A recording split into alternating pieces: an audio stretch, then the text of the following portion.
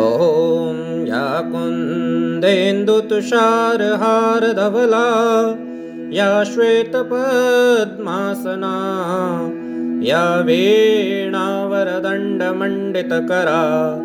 या शुभ्रवस्त्रावृता या ब्रह्मश्रुतशङ्करप्रवृत्तिभिर्दैवैः सदा वन्दिता सा मां पातु सरस्वती भगवती निःशेषजाड्यापः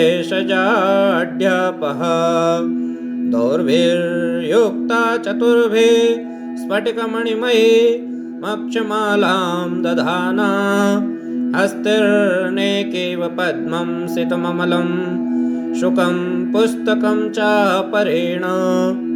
या सा कुन्देन्दुशङ्खं स्फटिकमणिनिभा भासमाना समाना सा मे वाग्देवतेयं निवसतु वदने शारदासु प्रसन्ना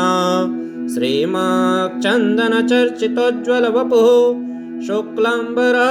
मल्लिका माला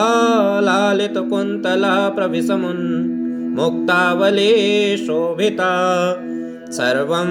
ज्ञाननिधानपुस्तकधरा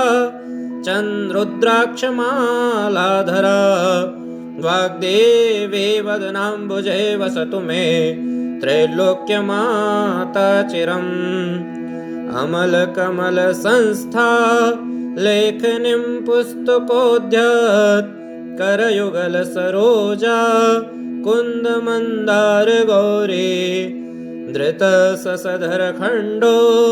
लासकोटिर्चूडा भवतु भवभयानां भङ्गिनीं भारतीना तस्य जगदम्बार्पणमस्तु शारदार्पणमस्तु।